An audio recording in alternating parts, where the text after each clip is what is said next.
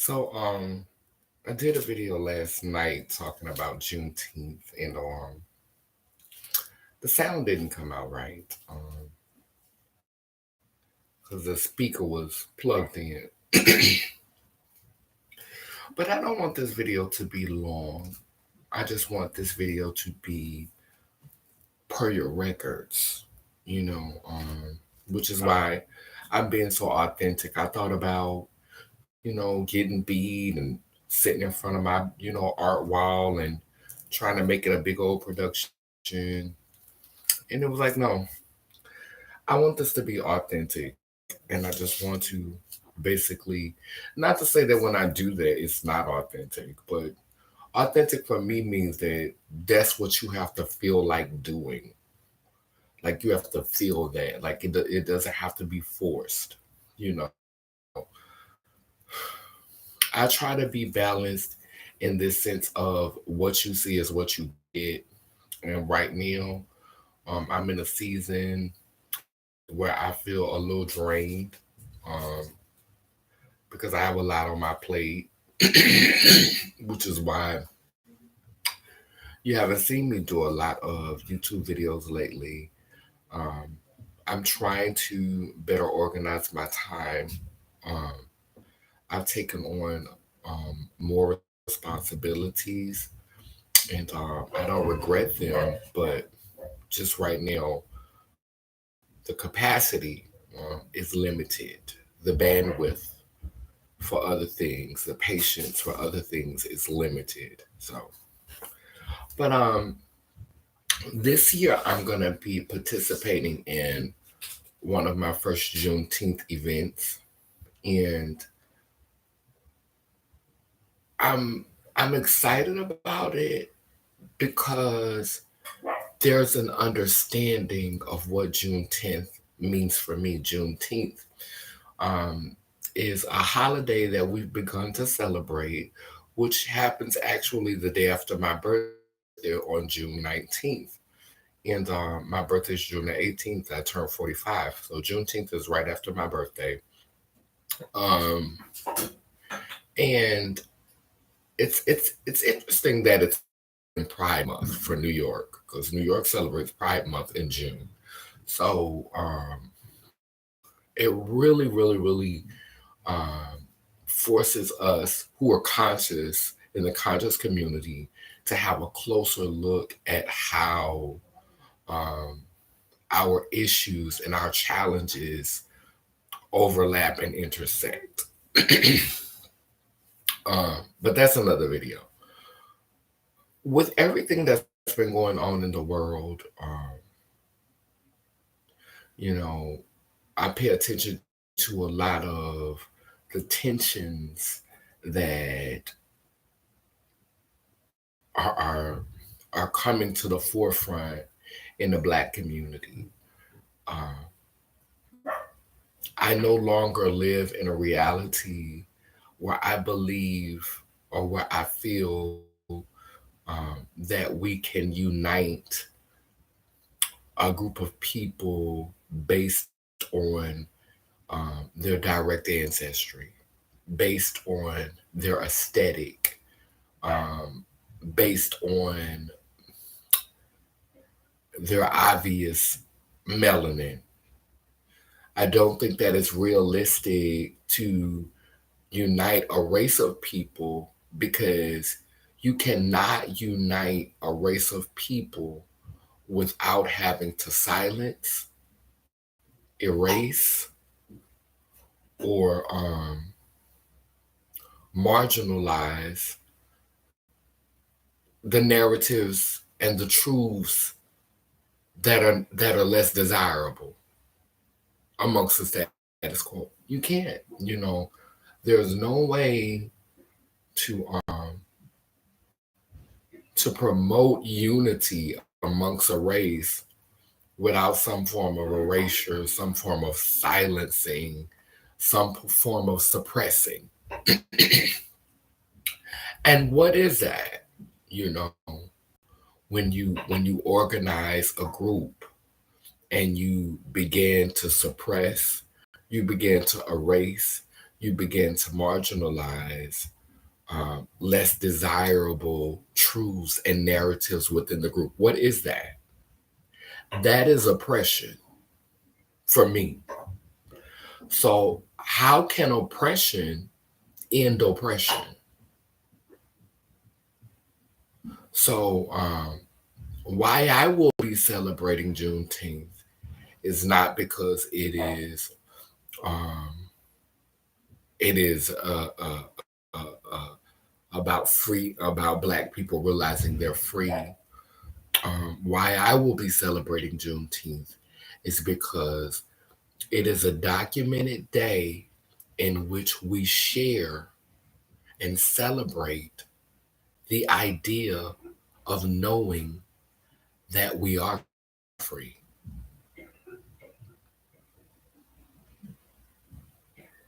It's a day in which we can share and celebrate.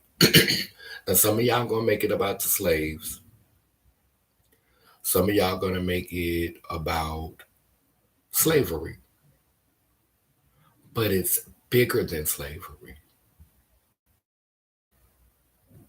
because slavery still exists today in many forms. So Juneteenth creates the opportunity to have a conversation about being free, whether it is from mental chains, physical chains, social chains, constructive chains, chains.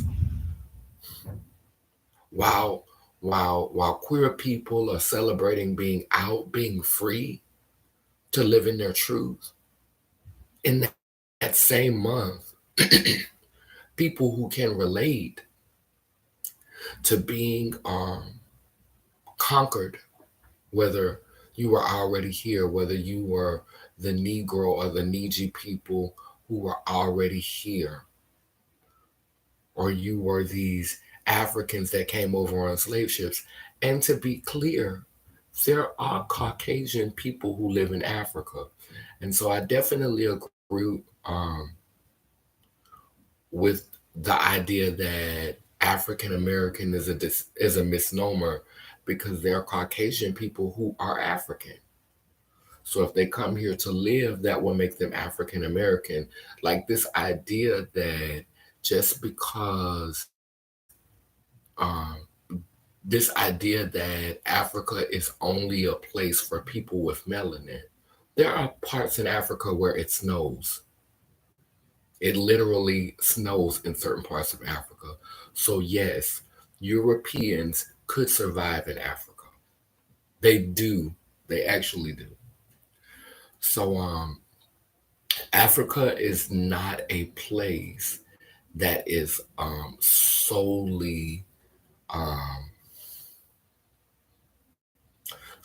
comprised of deeply melanated people. There is some vanilla there.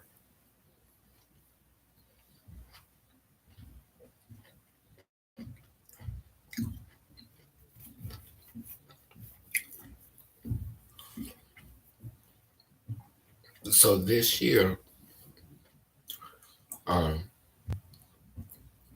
I'm in this place of awareness again that it's not realistic to think that we can unify one demographic, one class of people, um, one population or facet of society, one race of people.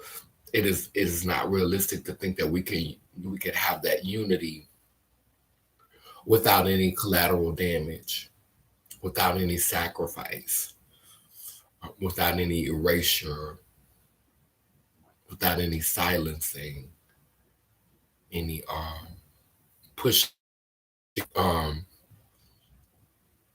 those who are considered less desirable in the eyes of the status quo. There's no way we can have this unity without continuing in the oppression that our ancestors have endured. And so I'm not here for that. What I am here for is to love who loves me, to help who helps me, to be loyal to who's loyal to me, and to continue to create a safe space for those who love me and those who I love. Because at the end of the day, and I've said this before, shit's gonna do what shit does, and that's stink. And flies will gather to shit. So you don't have to be anything special to draw a crowd. Okay? So yeah, shit gonna do what shit gonna do. Stink. And right now I'm just trying to worry about creating me a safe space, creating getting land for myself, um, to be happy and to enjoy as I approach my golden years. That's what I'm concerned about. But being in the rat race with the people and falling for the lies and all that, no. Um, what Juneteenth is about for me and what I will be celebrating this year while everyone else is celebrating the slaves being free. Because I know the true tea was it wasn't just Negro people who were slaves. Slavery did not look the same for everybody, but it wasn't just the Negro people who were enslaved. Women were in bondage during those times. It was ugly for them, whether no matter what color they were. Gay people had to be more closeted during those times. It was it was a bondage for them. Trans people, they had to hide. That was bondage. Poor people, they had to submit to the hierarchy of a class system. That was bondage. And so Juneteenth marks a day of liberty and freedom and justice for not just Negro people. It highlights a day in which we can think about liberty, in which we can think about freedom. And we can realize that a lot of us still aren't free. A lot of us are still in chains.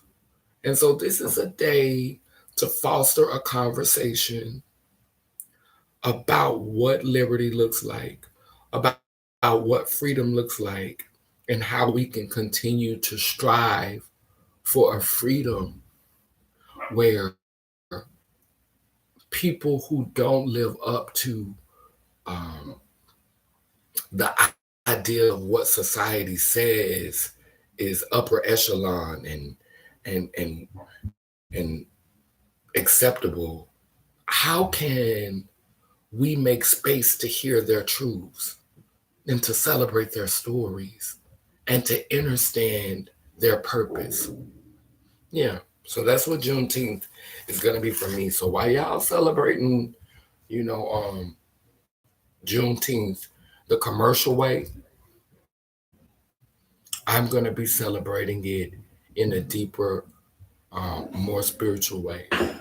Juneteenth is a day where I get to really, really just think about freedom, not just freedom like July the 14th, July the 4th, that's about independence. Independence Day. Independence and freedom is two different things. Because you could be independent, but you could still be contracted. I'm going to say that again. Some of y'all who ain't never been employed, they going to know what I'm talking about. You could be an independent contractor, which means that you still have to abide by the rules of that contract. So you go where you want with that. But Juneteenth is about being free and knowing that you're freer to have a space to create in. And a lot of us, we are so afraid of negative energy. We are so afraid of negative space. But you know that it takes negative space to create things. Negative means there's nothing there. That means it's empty. That means it's void. There's two ways to look at negative. You can look at negative as a person or a being or a space that does not feel safe, it feels uncomfortable. That's the colonizer way of looking at it. But negative space is a space where you have the opportunity to create because negative means absent. It means it means a deficit. So negative space, if you look at it from a scientific viewpoint, provides an opportunity for you to add to it. There's room to create there. So don't always turn your nose up at being in a negative space.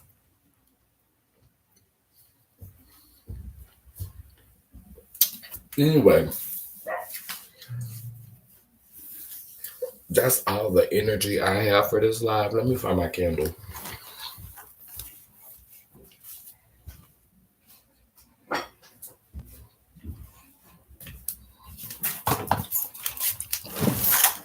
That's what I'll be celebrating for June.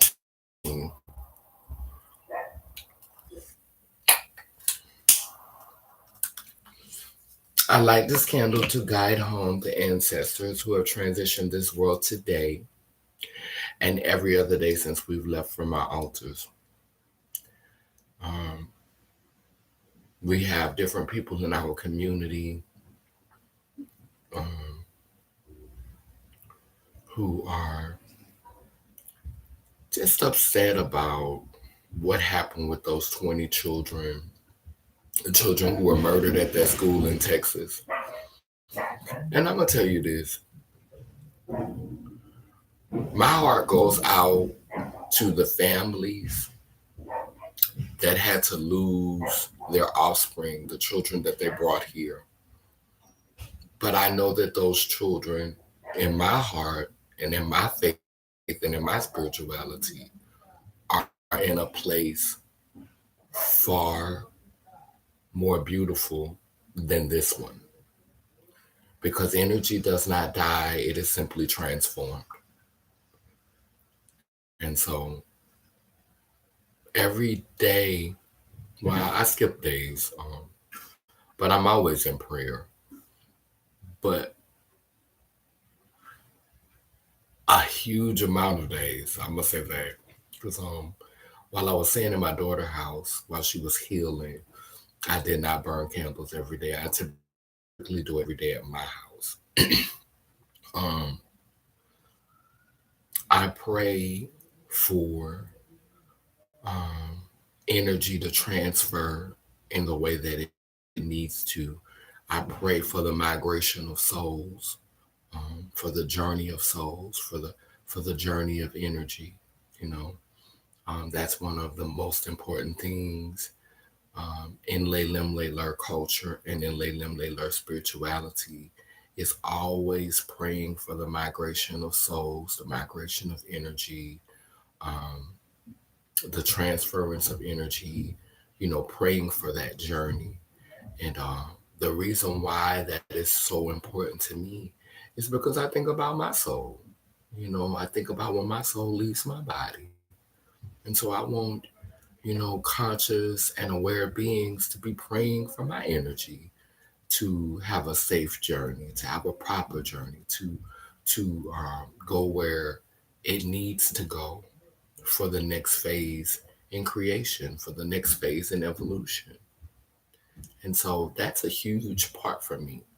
And so when people transition this realm, whether it is violent, whether it is perceivable natural causes, um, whether it is by suicide, however they transition this realm, um, I pray and meditate in guiding that energy.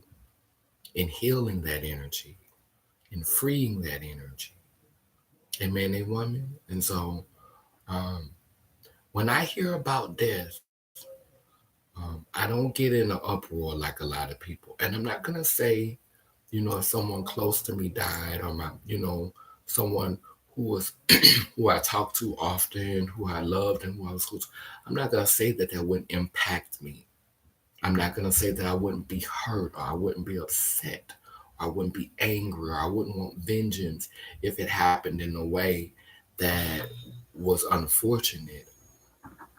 But what I am going to say is I've been doing the work to bring myself back into a state of peace,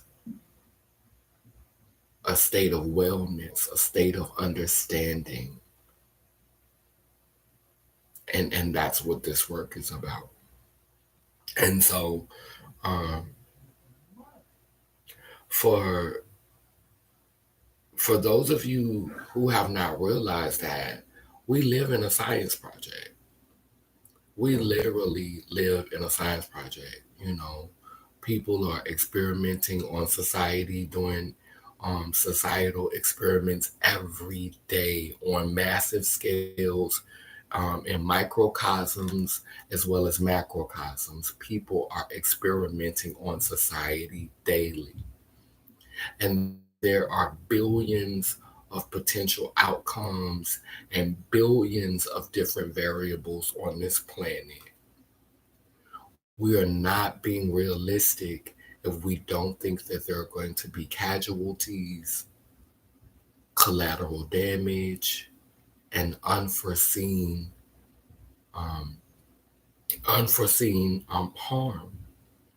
It's just not realistic, And I'm a spiritual person, but the balance in that the need for balance within my spirituality is what grounds me.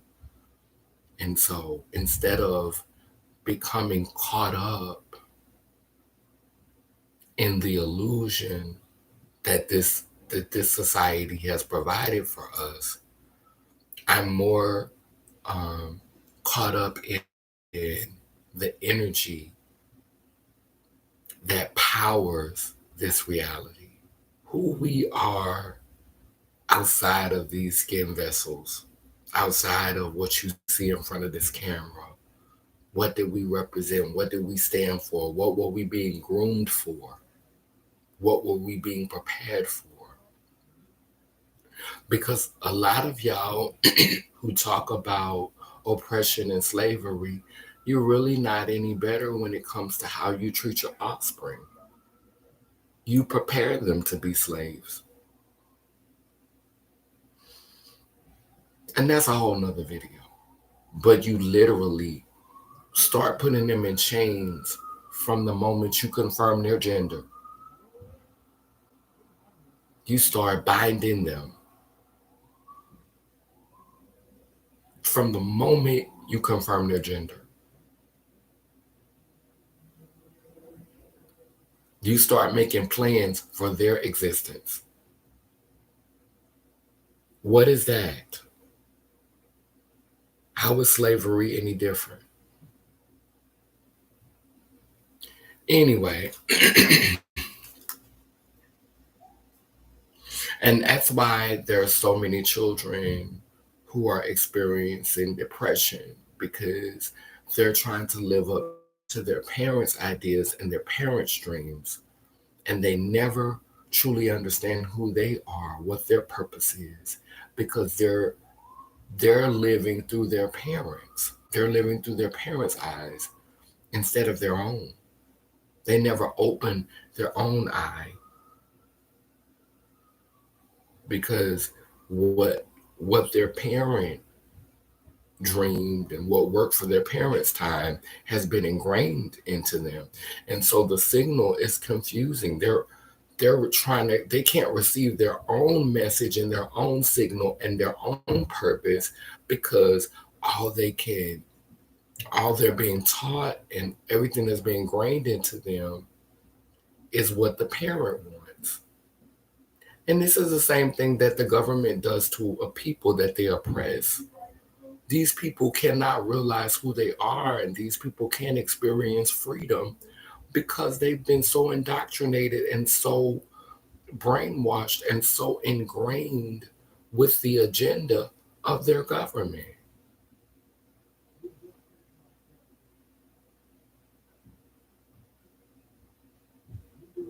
But that's a. I'm just thankful that I didn't bring any children here. I was sad about that for a long time, but the work that I was meant to do in this form, I feel, was to do the healing work that expands consciousness, that expands awareness, and that causes us to uh, take take a deeper look within ourselves as a species, as a group of people, so that when I do pass on and I am reincarnated, um, I can come back and hopefully this will be a realm and a sphere and a reality in which I can bring offspring into. Amen, and woman. So, with that being said, y'all have a good rising, great awakening. Down but I say cool keep spitting and turning, Iangani, Ianko Kalukalo, which means I'm a child of God Goddess. And if I am, you know you are. Have a beautiful day.